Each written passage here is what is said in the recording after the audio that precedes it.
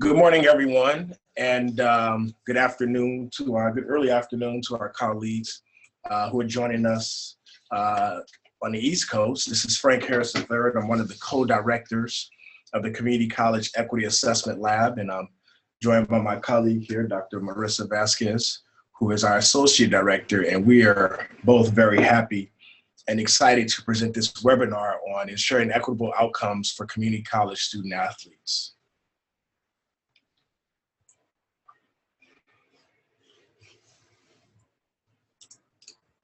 Okay. So as is often the case, we invite you to engage with us via social media. You see that we have a Twitter account at CEAL Lab, that's CCEALAB. That's both on Twitter and Instagram. And we also invite you to use the hashtag CEAL, CCEAL. And throughout the webinar, feel free to take pictures, to post thoughts, reflections, questions, anything that comes to mind. We invite you to do so. So those of you who may be new, if this is perhaps one of your first times participating in one of our webinars, we are the Community College Equity Assessment Lab. We are a research and practice center that's situated at San Diego State University in our Community College Leadership Program. And as a part of SEAL, we host the Minority Male Community College Collaborative. And as a part of that initiative is the National Consortium on College Men of Color, for which this monthly webinar series is a part of. Now, both M2C3 and SEAL really was developed for a couple of reasons. First was to address the paucity of research insights related to men of color in community colleges.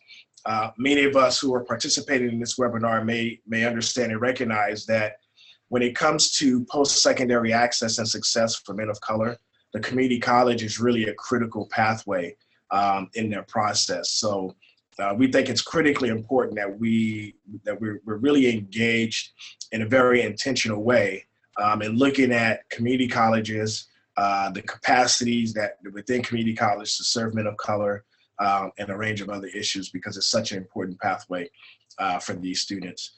And as a part of that work, we engage in research. So we conduct empirical research, part of which we'll discuss with you today.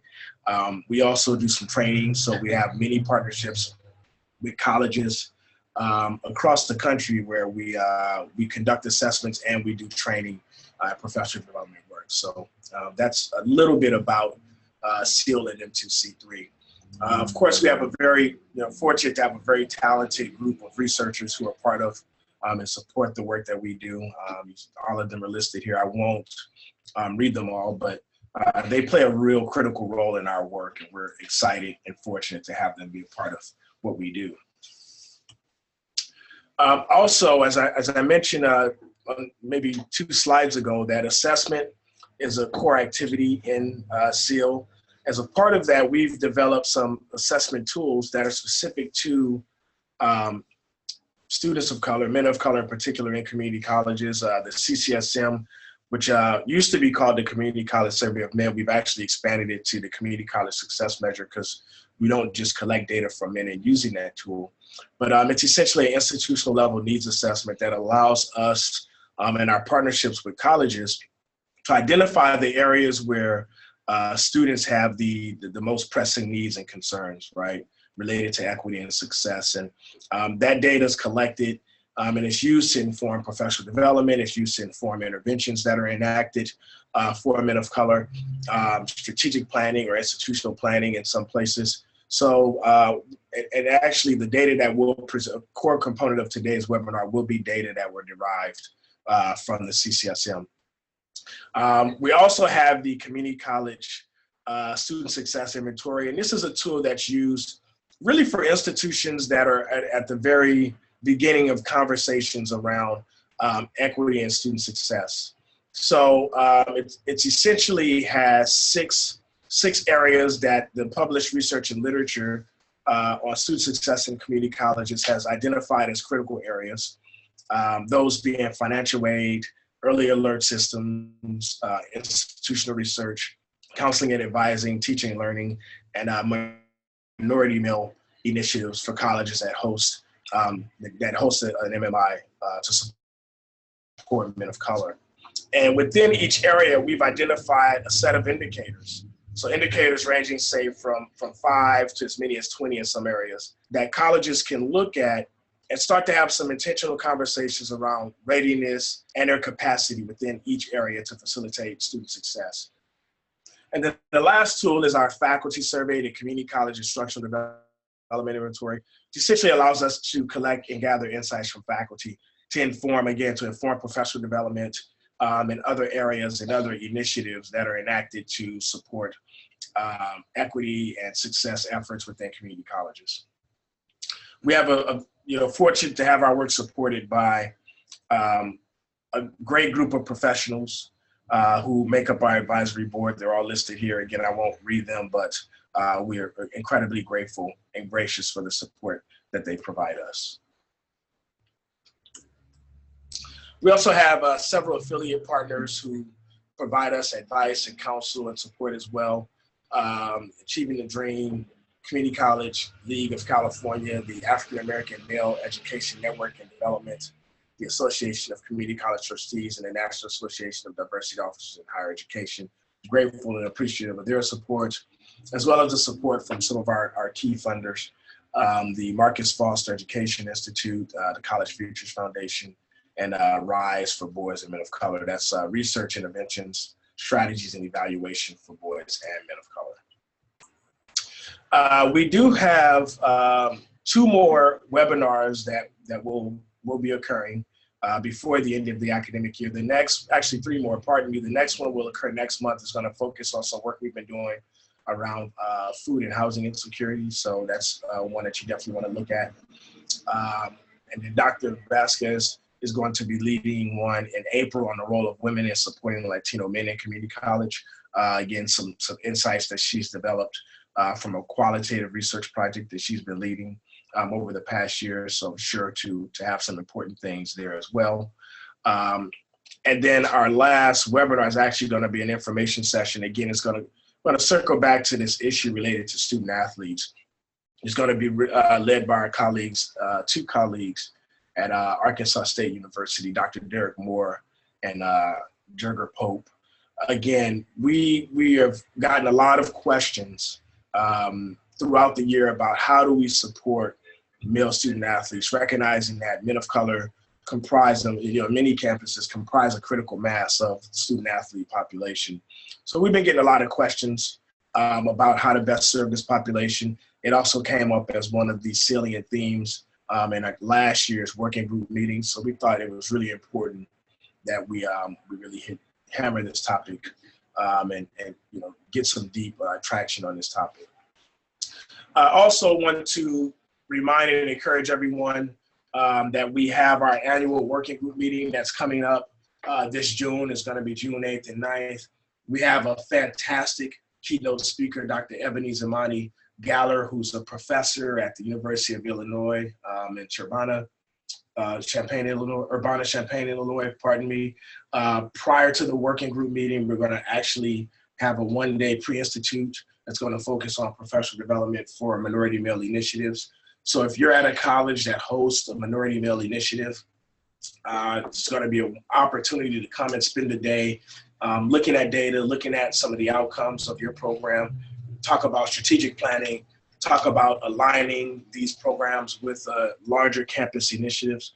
So if that experience is going to be value added for you or other colleagues, by all means, please take an opportunity to look at it and see if it's something that you can participate in.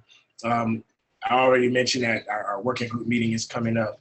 So we encourage everyone to visit our website, ceal.org, that's C-C-E-A-L. Oops. Pardon me, had a bit of a technical issue here. Oh, back to the slideshow. Oh, there we go, awesome.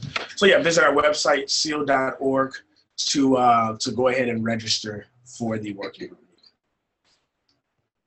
So with that, I'm going to transition to Dr. Vasquez, who's going to get us started on this particular webinar, ensuring equitable outcomes for community college student athletes. Thank you.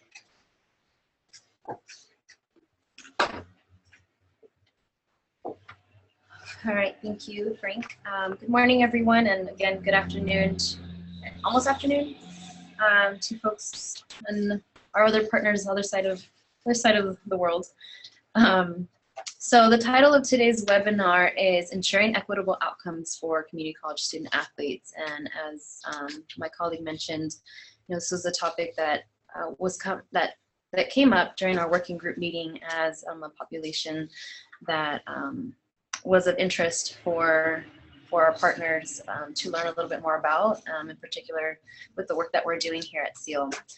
And so before we begin, as an introduction, I also just wanted to give a shout out to our two research associates, Stephanie Matthew and Vanessa Falcon, for their support on preparing this webinar for you all today, and then also for helping us with the data collection and the analyses as well of all of our projects. Okay, so as a way to begin this conversation and just to frame the general topic of community college student athletes, we reviewed the current literature, the extant literature that is available, and what we found is that much of the published literature on student athletes in higher education has particularly been centered around those at four-year institutions. However, yet much has been much remains to be known about community college student athletes in general, and even more so male athletes of color in particular. And Starowski has a statement here that two-year athletic programs have not necessarily inspired the same research attention as four-year university programs, which is unfortunate given that we know that men of color traditionally begin their post-secondary educational pathways at two-year colleges.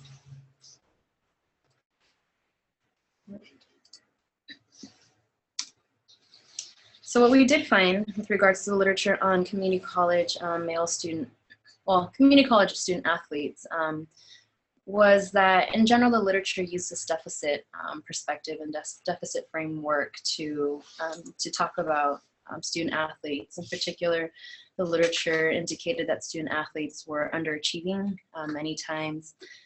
Student athletes were presented as athletes before being students, and causing challenges within the classroom for faculty, being described as unmotivated, unwilling to participate in the classroom. And then even at the institutional level, the literature indicated that this culture of institutions being obsessed with building stadiums and not necessarily student athletes. And so this idea of the opportunities for additional funding and grant funding for programs that emphasized high enrollment and high participation in student athletics. So what does the literature say? So we do know that intercollegiate athletics are a vital part of more than 58% of the 860 public community college districts across the country.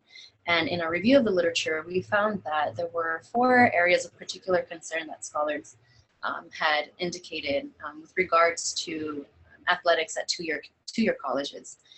The first was access, second was gender equity, third was financial incentives, and then the fourth was recruitment. So we'll go over a little bit for each one of these.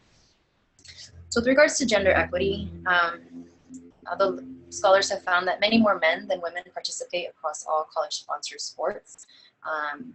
So Bush, Castañeda, Hardy, and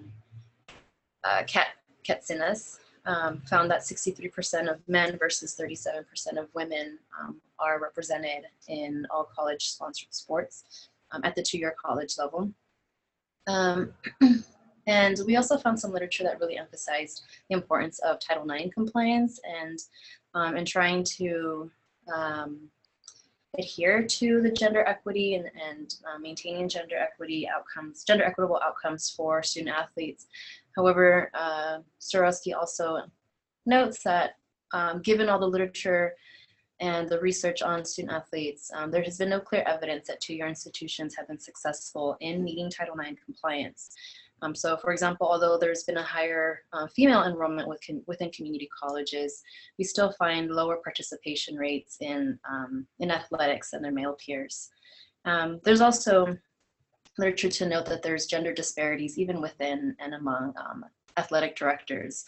So in general, we find that there are more male athletic directors than are women in community colleges and also probably even the four-year institutions, thus creating a type of culture that doesn't necessarily invite female athletes. And so we wanted to emphasize this. We realized that this is a webinar on male students of color in athletics, but given the gender disparities in general, also thought that this was also relevant to include. The second point that the literature guided us towards was this idea of access. And in general, we found that rural colleges actually accounted for 47% of all athletes at public community colleges. However, in this one particular study, they accounted for only 39% of full-time degree-seeking students at community colleges. And so this is a trend that we continue to see even now into the 2010, 2009 data.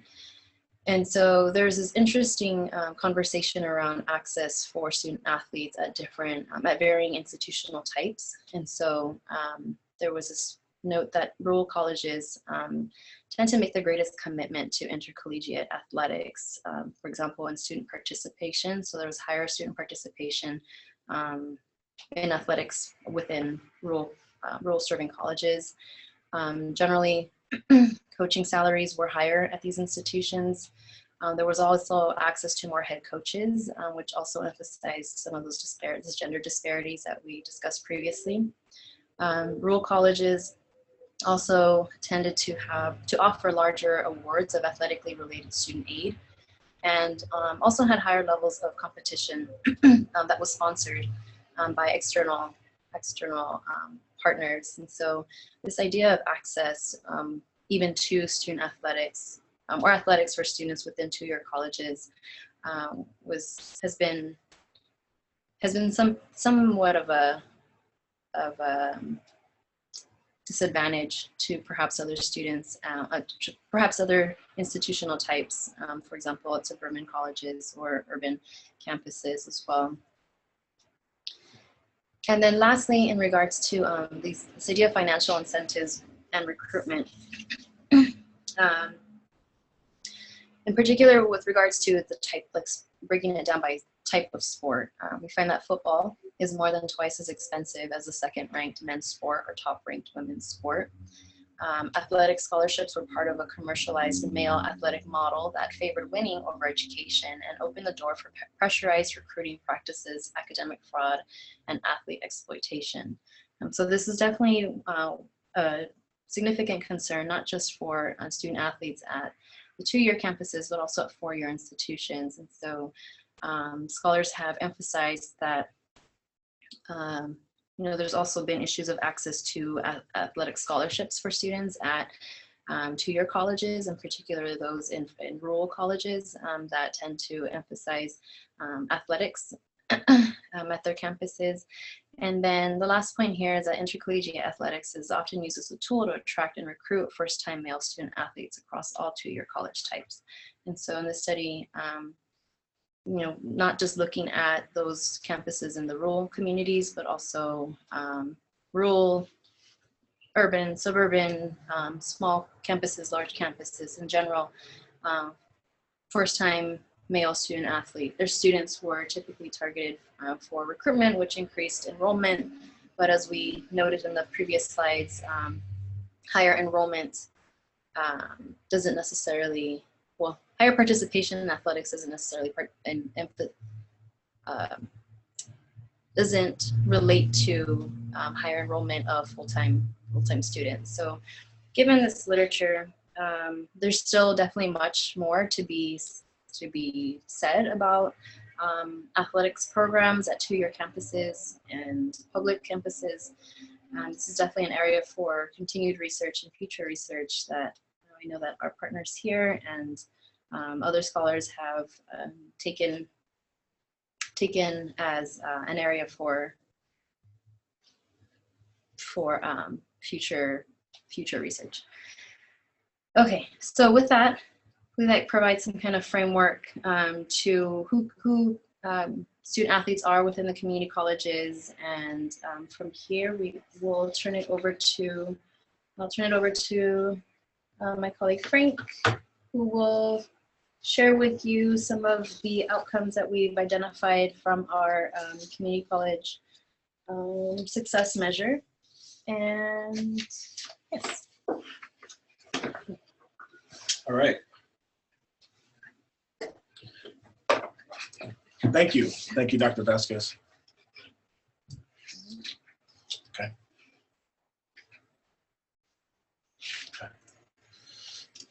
So what we thought would be important, the data that we'll present from the CCSM that we'll present a little bit later in the webinar is drawn from a subset of California community colleges that we've worked with.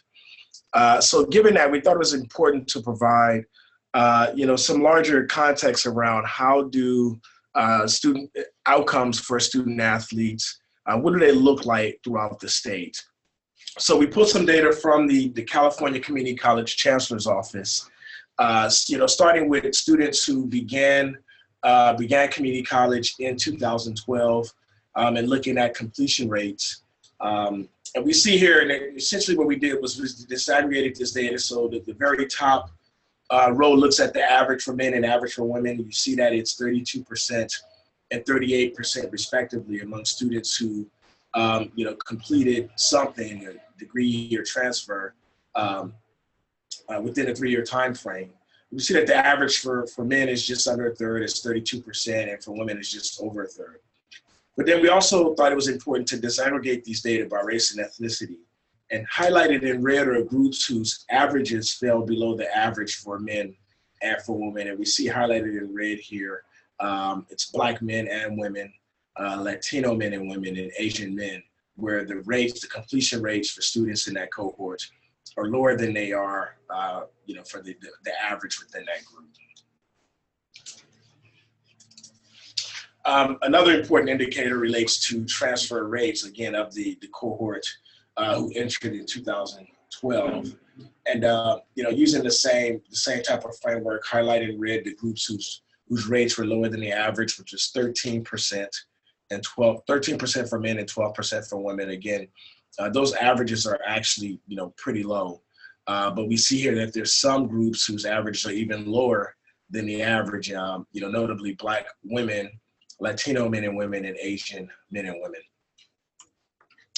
And then also we looked at associate degree attainment rates for students who began in this cohort. Again, highlighted in red, we see here that Black, Latino, and Asian men had averages that were lower than the 23% rate for men overall. And then Black women and Latino women had rates that were lower than the rate for all women, which was 30%. So we can see just in looking at these data, that there are some notable disparities with regard to completion, transfer, and associate degree rates. And then we also thought it was important to look at achievement as measured by a grade point average. So looking at those in the cohort who had a GPA, a grade point average of 2.5 or above. We see that for men, it was about 57% of the students, 57% of men in the cohort, and 2/3 of the women in the cohort, which was 66%. And again, it's the same groups that consistently come up as having averages that are lower than the average for their respective genders. That being Black men, Latino men, multi-ethnic men, and Black women, Latino women, and multi-ethnic women. So really, part of what these data tell us is that we have to do two things. We have to be mindful and intentional about looking at achievement for student athletes, both achievement and persistence. But we also, in doing so, have to look at, make some important inquiries within groups as well. And disaggregating the data by race and gender helps us to do that. It helps us to see where some of the most pressing disparities exist. Now that said, transitioning to the conceptual framework that guides the work that we do here at the Community College Equity Assessment Lab. And those of you who are familiar with our work have probably seen this at one point or another. But essentially, we think that it's critically important when looking at experiences and outcomes for students in community colleges that we look at, take into account important inputs such as background defining factors, notably students' age, their time status, primary language, citizenship status, and a number of other important characteristics, as well as societal factors related to stereotypes, racial prejudice, economic conditions, and so forth. And this is particularly important if we're looking at, equity-related concerns. So, most of our work has focus on student equity and success for men of color. And we know that there are many stereotypes about men of color's capacity to be successful in college. And many of those stereotypes occur long before they transition into community college. Two of the most prevailing stereotypes about men of color are that they're unintelligent, not capable of being successful academically, and that they have a criminalized identity. So, more likely to be perceived as thugs and criminals and outsiders within a college context. And those stereotypes, are prevalent not just within academic spaces, but within society at large as well. We also have to look at the four socio-ecological domains that are situated in the middle of the model. We'll talk more specifically about these as we transition into the latter part of the webinar. But essentially, we have the non-cognitive domain, which looks at factors related to students' identity, as well as some other psychosocial concerns. Their race, ethnicity, their some interpersonal factors such as their confidence, the extent to which they see pursuing a degree, the degrees and credentials that they're pursuing is going to be useful, action control, to what extent can students compartmentalize and focus when they have other things that are occurring outside of school that have an impact on their lives and success, and so forth.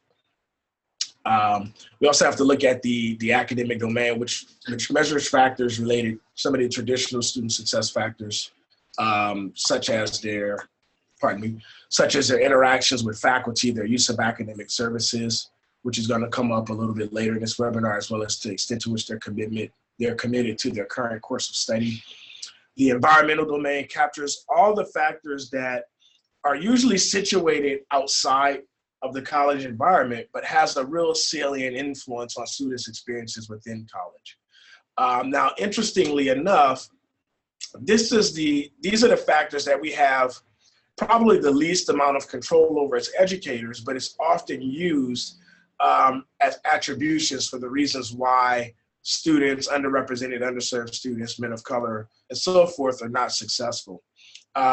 So we have to think about things related to finances, related to employment conditions, family responsibilities, transportation, stressful life events is something that we've been measuring quite heavily lately in our work here. So looking at the extent to which students, we ask students in our surveys, to what extent have you experienced, in the past couple of years, have you experienced a divorce, eviction, loss of job, health-related illness or concerns, and so forth. We've been finding in asking those questions that there's some things that we're learning about students' experiences, particularly with regard to the influence of food and housing insecurities, which will again be the focus of our next webinar that's coming up next month. But we find that a critical mass of students, particularly of our underserved students in community college, experience of food and or housing insecurity, which is essentially we conceptualize as not knowing where your next meal is coming from and not knowing where you're going to rest your head at night. Of course, those are very stressful concerns that can have an impact on the extent to which students fully engage, utilize support, and so forth. And finally is the campus ethos domain, which is really the area where we have the most control over as educators, where we take into account students feeling a sense of belonging, not only with other students, but with also faculty and student services professionals on campus, to the extent to which they feel connected or welcome within the campus, to the extent to which they find campus resources accessible and effective in their work, and to the extent to which they have internal validating agents. So are they receiving messages of validation from faculty and staff, which we'll talk about shortly. So that's just a quick snapshot of the conceptual framework. And we think it's important to do that because it really does provide the foundation for which the data that we'll present shortly in this webinar rests upon. So we are going to present the data that we've collected by way of our survey, the Community College Success Measure. This is a survey that we have done, well, actually, even taking a step back, a survey that we created probably about 5 years ago, and it's been through extensive pilot testing and several iterations. And today we've done the CCSM with, I would say probably about 90 institutions. And there have been, thousands of students who have participated in the survey. The data that we'll present today will come from a subset of colleges, subset of our California community colleges who we've done the work with. And what we've done is we've identified colleges within the state, and we have disaggregated the data that we've collected from varsity student athletes at each college. CCSM data are collected via a random classroom-based sample. And essentially what we do in reporting these data is we've created a set of thresholds. And you'll see when we present these data is that there's typically going to be 3 cells are going to be presented in 3 different colors. Light orange, which is essentially seen as good, right? And the text within that cell is going to say that it's acceptable, right? So there are no concerns related to that particular measure within a particular racial and ethnic group. Needs attention would be an orange cell, and then immediate concern would be, a red cell. And we find that this, presenting the data this way allows us to sort of quickly assess where the areas of need and concern are and for which groups. And I should also mention that the thresholds are determined based on the percentage of student who expressed disagreement with a question on the survey. So when we ask students, for example, to what extent are you comfortable asking, I'm comfortable asking for help when I need it. If we have more than 30% disagreement to that question, and that raises to the level of immediate concern. If there's less than 30%, but 20% or more, then that's an area of that needs attention. And less than 20% disagreement is deemed acceptable. Okay, so help seeking is one of the variables that we measure using the CCSM. It's actually one of 3 gender or masculine related questions that we measure and ask in the survey. So, on these 3 questions, help seeking, and then the 2 others I'll explain shortly, you'll only see data that are presented here for men, because these questions are derived directly from the published research on the social construction of masculinity. Essentially, when we measure masculinity, we look at help seeking. So, asking to what extent are students comfortable asking for help when they need it, accepting help when it's offered, and then following through with the help that's been offered. We also measure, the extent to which students subscribe to what we call a breadwinner orientation, recognizing that when we look at the ways in which masculinity is typically constructed in America, men are often led to believe that their primary role and responsibility within the family context is to essentially put food on the table. So we know that, when we have students who make sacrifices and sort of have to sacrifice opportunities for work and earning more money in order to participate in community college, that can create some anxiety and concern, because it in many ways, challenges, traditional notion of what it means to be a man in America. And the third construct that we look at related to gender is the extent to which students perceive school as a gender neutral domain, recognizing that at pretty early ages, particularly for men and men of color, they begin to associate academic learning and academic spaces as feminine spaces, again, which allows them or motivates them to disassociate and to direct attention to other other domains that are deemed to be more suitable for men, such as athletics being one, entertainment, and others as well. So directing our attention here to the data that's presented, we see here that all men reported, all of the men in the sample reported low levels of help seeking. Again, recognizing that if there is 20 to 30% of disagreement to the question, I'm comfortable in this case asking for help. If 20% to 30% of the students within the sample, within that particular group, express disagreement, then that's an area that we would, we've identified as needing attention. And anything more than 30% is an area of concern. And we see here that all students, all men across the sample, reported having some challenges with help seeking.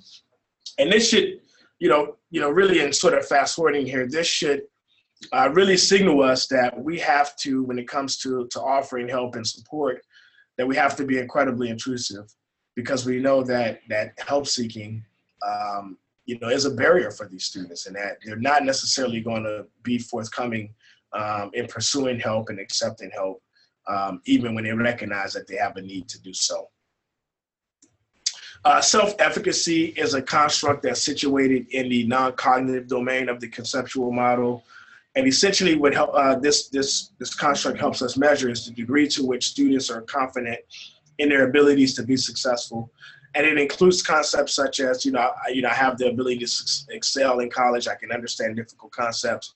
I can master the material that's presented in my class, and I'm confident in my abilities. And we see here that, across the board, particularly for African-American men, Latino men, and all women in the sample, that there was a pretty low levels of self-efficacy, particularly when we compare them to some of the data that's reported for white males in the sample.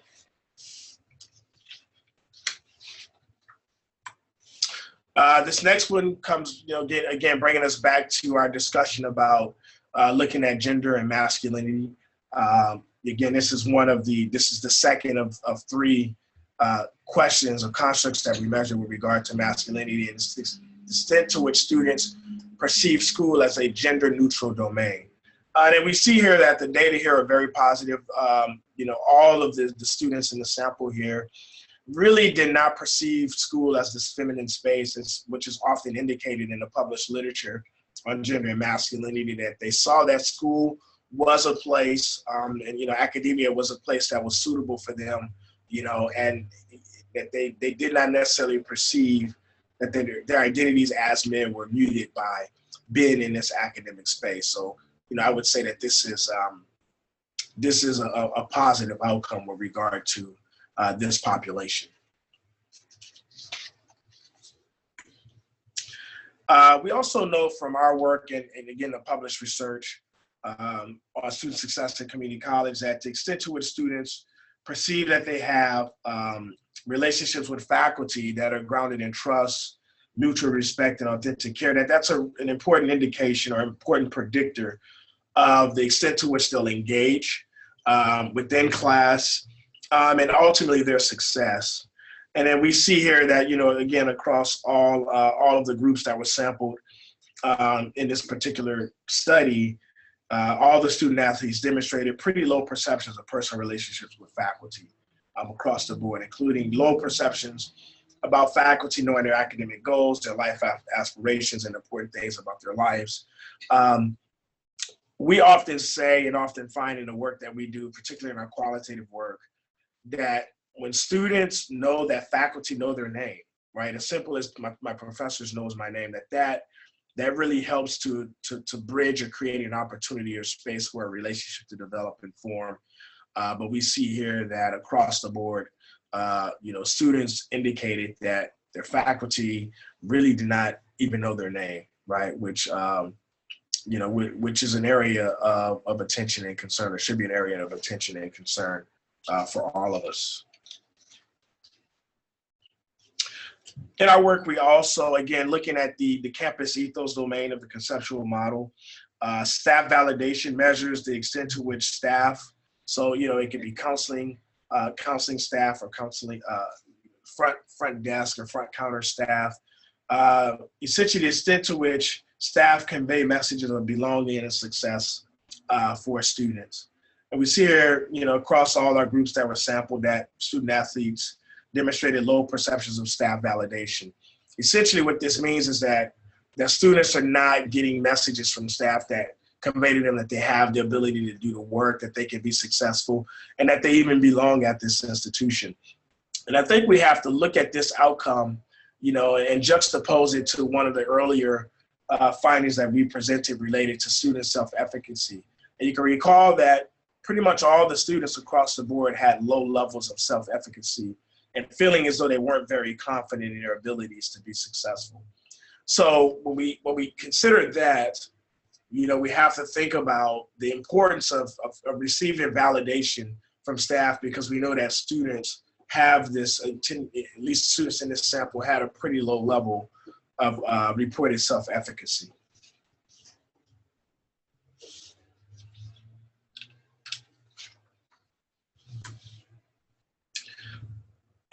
Again, staying within the campus ethos domain of the conceptual model, welcomeness to engage outside of class considers the extent to which students believe faculty want to interact with them outside of class.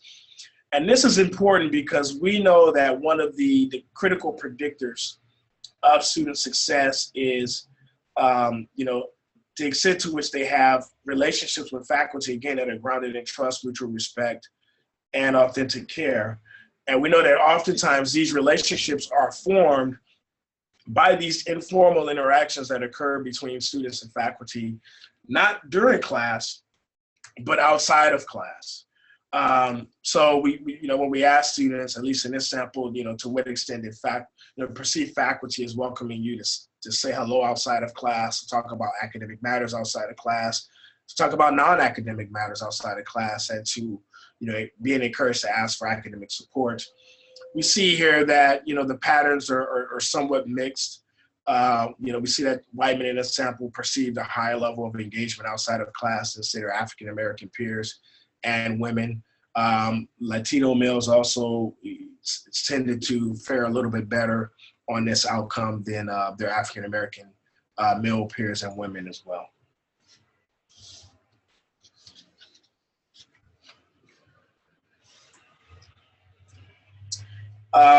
Service use is another area that we measure in the CCSM. Essentially we ask students how many times, within the past semester or during the current semester have you used these key and critical campus services. And the response categories here can range from, I didn't use these services at all, to, I've used them several times a week. And here we can see again that, across the board, the service usage is pretty low in some of these key areas, with the exception of the school library. It seems like, looks like students in the sample regularly utilize the school library as an important resource.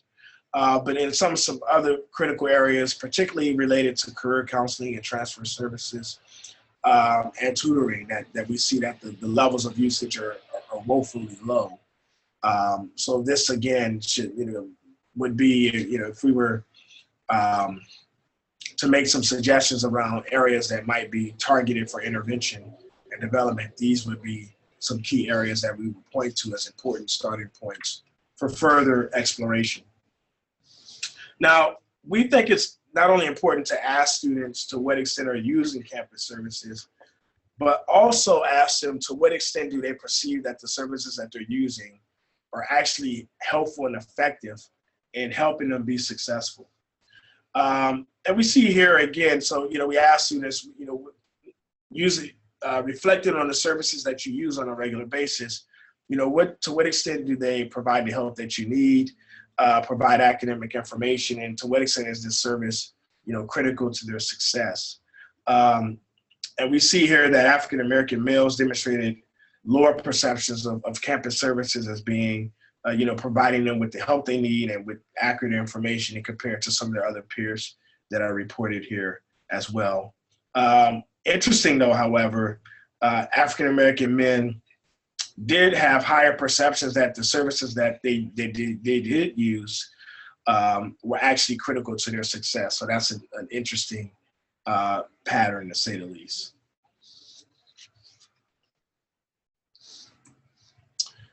And finally, we ask students, try to get some sense of outcome measures with regard to transfer readiness and anticipated persistence. We essentially ask students if transfer is your goal, and for student athletes that, critical mass tend to identify transfer as their goal. To what extent are you on track to transfer, yes or no? We find here, at least in the sample, that there was a lower percentage of women and Latino male students who indicated that they were on track to transfer to a four-year institution, particularly in comparison to their white and African-American peers. Now, we also interesting, we asked students, given what you know now about your current status and current situation, to what extent, what is the likelihood that you're going to return to the campus for the next semester? And we give them several options, ranging from, I'm not going to be returning. I'm not going to be returning because I've completed my academic goals. I'm planning to return, but I'm going to take a break, and so forth. And the simple story here is that there's a lower percentage of student athletes that they reported that they were certain that they were going to be returning to their college the next semester, which again would be an area that we would want to delve deeper in with regard to exploration. So given all of what we've found here and all of what we've had to share and report during this webinar, we think it's important to think about what are some high impact practices to foster student equity and success in athletics. And there's several things that we have to offer, starting with making sure that there's comprehensive professional development for all campus personnel who work with student athletes, particularly for coaches who have a critical role in their success, for counselors and administrators, paying close attention to areas related to validation, to intrusive advising practices, because again, recognizing some of the things that we learned about help seeking and service usage as important, and then racial microaggressions as well, which is not something that we talked a lot about, but we know tends to be very salient in experiences of our student athletes of color who, find that many interact with them based on inaccurate perceptions about who they are and why they're actually enrolled in school, assuming that all of them are, that athletics is their only priority. So thinking about how we can be more intentional about raising awareness of that issue, as well as providing some support and development for those who work with student athletes. These data, the data that we shared here were exclusively quantitative, but we think, collecting some qualitative data from student athletes about their equity-related experiences and perceptions will be value-added and worthwhile as well, via focus groups or interviews, but getting a better sense of the student athlete's voice and allowing them to discuss their experiences in their own authentic ways would be important. Forming a student athlete advisory board might be helpful, for some campuses that really want to make sure students and the student voice is a salient part of the decision-making that occurs within the department. So making sure that students, and these could be team captains, student leaders, however, whatever makes the most sense, but making sure that they have some voice and that they're providing some feedback to leadership as well. Identifying a faculty liaison within each academic unit to consult with coaches and administrators on student equity related issues. We've heard from many colleagues over the years that say to us, I really want to reach out to coaches. I really want to reach out to advisors who are working with some of the student athletes that I have concerns about, but I'm not really sure, there's not regular channels. I'm not really sure how to do that. So if there's a faculty liaison within each department or with each college, depending on the size of the campus, that can really be that conduit of communication between the department and between the athletic staff that can be value added as well. Given what we know about really challenges and what it takes to transfer from a community college to a four-year institution, recognizing it can be an incredibly complex process. And then when we add the additional policies and regulations that are placed upon student athletes, in order to be eligible, it's really important that we have folks who are working with them who are knowledgeable about those things. So, having at least one full-time counselor who are working exclusively with student athletes, recognizing the uniqueness of this population would be really important as well. We identified several areas of disproportionate impact within athletics, particularly at the beginning of this webinar when we presented the statewide data related to completion, associate degree attainment and transfer. So, making sure that we're creating some equity goals to address those disproportionate impact within athletics would be important. And doing so, making sure that there's some targeted outreach to faculty, particularly those who teach high concentration of student athletes. There tend to be courses on every campus where a lot of student athletes tend to take.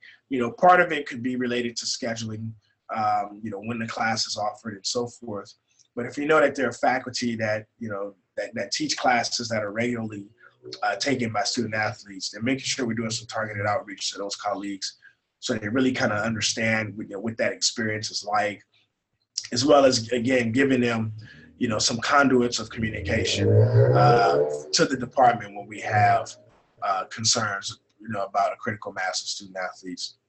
For those of you who are joining us from California, we know that there tends to be, several areas of funding, student support services, student equity, and basic skill initiative programs that are led by program managers on many of these campuses. We find that student athletes really reflect the diversity of a particular campus. So there are student athletes who could be served by many of these programs that we have. And it would be important, particularly when we're making decisions about the allocation of resources, that there's some connection and recognition about how student athletes can be, how student athletes who experience disproportionate impact can be best served by those programs. And I would say above all else, we know that there are some coaches who tend to prioritize eligibility over success, recognizing that a student athlete can be eligible, but being eligible is not necessarily what they're going to need in order to be successful and achieve their goals, especially if their goal is to actually transfer to a four-year institution. That we really have to be mindful and think about not just helping students and helping them become eligible, but really pushing them to maximize their opportunity and to be successful, which is a larger, I would say in many ways, success denotes a somewhat larger, a more rigorous threshold than eligibility. So with that, we'd like to conclude the webinar by sharing a couple of resources. There's, those of you who are interested in our work, continue to be interested in our work on men of color. We have a couple of books that we've written, one that focuses on teaching men of color in community college that really is targeted for faculty, and another that's on supporting men of color that has a classified staff as being a target as well. So we encourage you to utilize those resources. We also do some online professional development work through an organization that we're affiliated with called the Center for Organizational Responsibility and Advancement. So if you're interested in any of those opportunities, look at corelearning.org and see what programs are available to you by way of that resource as well. So with that, we're going to conclude the webinar. We have a few minutes for a few questions that we'll take. There is, should be, I'm gonna get the chat window available here. There we go as well. So we encourage everyone to go ahead and if you have questions to go ahead and start posing those questions in the chat window.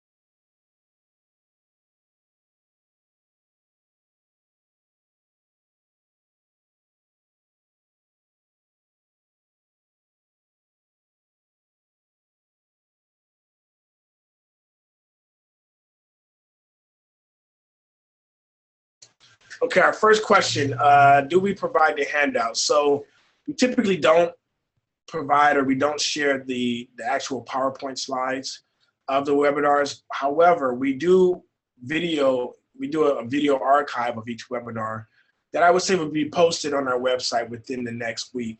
So the best way to access the content would be to go back and look at the video. That'll be video recording of the webinar, which will be available to everyone shortly.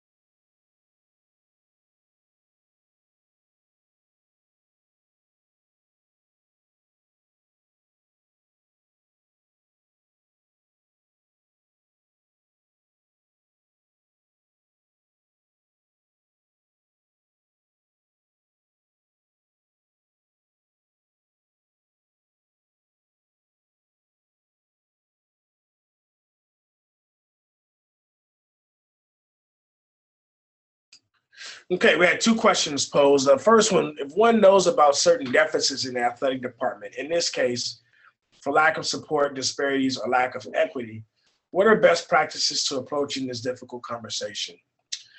Well, I mean, I think really when it comes to athletic programs, the athletic director is really, I would say, the most important first point of contact in addressing issues and concerns.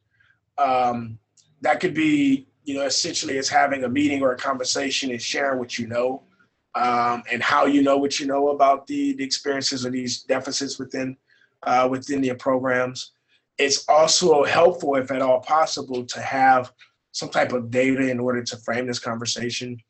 So it could be like some of the data we presented with regard to completion rates or attainment rates, transfer rates that's specific to a particular college. It could also be, again, and this is where it would be good to have some qualitative data where student athletes can sort of, speak to their experiences in their own voices. But, identifying who are the allies within the department, starting with the athletic director, and then the conversation can sort of go in several different directions from there. I would imagine that coaches and counselors or advisors would eventually be a part of it as well. Above all, I think it's important to start the conversation, from the perspective of, I'm here as a colleague, as an educator, I have these concerns. What are the things that we can do to address these concerns in a way that's going to be in the best interest of our students and their success? Next question, do you have suggestions about how to get priority registration for our student athletes? I think there's many campuses actually have that type of support that's available to student athletes, usually because it's related to the need to have a set practice time and a set schedule for travel to games.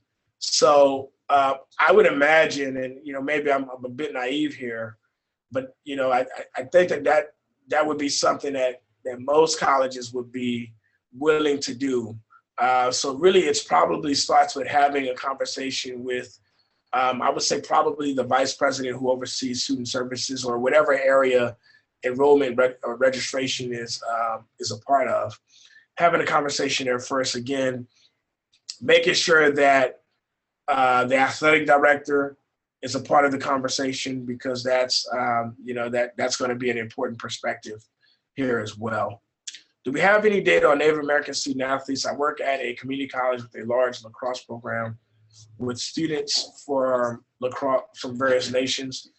We find that collecting data from Native American students, particularly in our surveys, that we usually don't get the sample sizes that we need to really do any meaningful reporting about the experiences of Native Americans. It's an issue. It's something that we are steady working at. Given what we know about the experiences of Native American students in community colleges, again, based on what some of the qualitative work tells us, and what many other scholars who've looked at this population have have found is that the outcomes in many ways mirror what we see for Black and Latino male students. So the outcomes are often not very good and not very robust. But we do need to do, be more intentional about collecting data and insights from Native American students. Is the literature suggesting that the low sport participation among women is related to a college recruitment or other type of effort? I'm going to actually ask Dr. Vasquez to address this question related to what the literature says about it.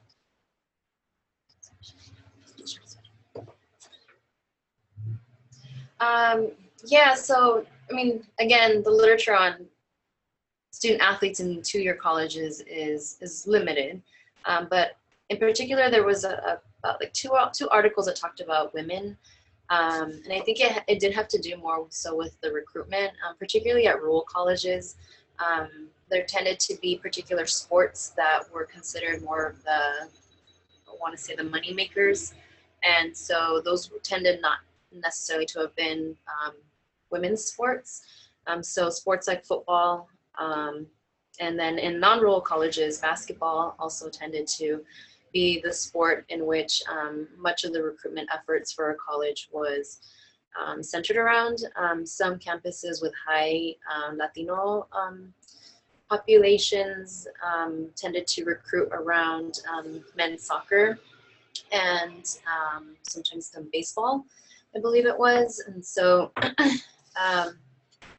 so that's, from the literature, not, it's going to vary by campus to campus and region to region across the, across the country. So that is what I can say for that. This question. Okay, and then we'll conclude with this last question. Associate degree attainment for athletes is low. What was the transfer rate average? I might have missed that slide. And the data that we shared here, and this is statewide data in California, comes from the California Community College Chancellor's Office, and it's for the cohort that entered in 2012. So the average for men transfer rate for men was 13%. For women, it was 12%. Yes, these are low rates, which could be explained in part by a number of different factors. With regard to athletics, I would say participation in athletics really does complicate the process of transfer. We have some students who transfer into a community college after having played a sport at a four-year institution, so they would, be considered a reverse transfer. So there's often a lot of other academic-related issues and eligibility-related issues that affect the transfer rate for student athletes. That being said, it's also important to recognize that across most outcomes or indicators of student success, whether it's transfer, whether it's achievement as measured by grade point average, whether it's associate degree attainment and so forth, student athletes tend to do better than the general population of students. And again, part of it is because they have some built-in supports in some communities that are not always afforded to students who are not a part of these programs. So the rates tend to be higher for student athletes than they are for other students, which again really underscores the need and importance for us to really be more intentional and intrusive about not only supporting student athletes, but supporting all of our students who experience disproportionate impact in community colleges. So with that, go for it. I was just going to add, in terms of the transfer rates, so there was this great article by Sean Harper, which was in the earlier literature review slides, 2009, and he talks about this idea of the role of transfers for student athletes in bringing in this critical race theory perspective of interest convergence. And so this idea that as two-year colleges, we perhaps need to kind of change the culture of looking at what is that interest convert, at what point does the interest converge for student athletes to want to participate in sports and eventually move on into maybe Division I or Division II four-year institutions.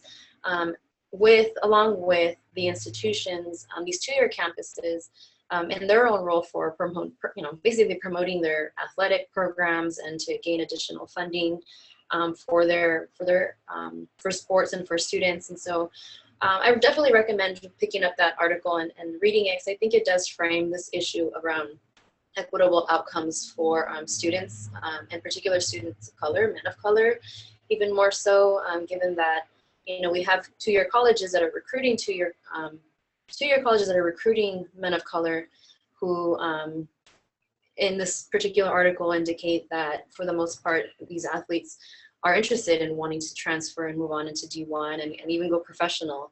And so how can we as community colleges, we can see it as a deficit perspective, but given to what Dr. Harris's last point is, this is definitely, it could be an opportunity to facilitate different discussions and dialogue about how do we as institutions and institutional agents take on the role of supporting our students while also making it an institutional priority for funding or for particular advancing or advocating for certain sports or programs, while at the same time maintaining our commitment to student success. Thank you. And with that, we're going to go ahead and conclude today's webinar. Thank you all so very much for participating. And as a reminder, our next webinar will be March 22nd. And that's going to focus on food and housing insecurities in community colleges. Thank you, and have a great rest of the week.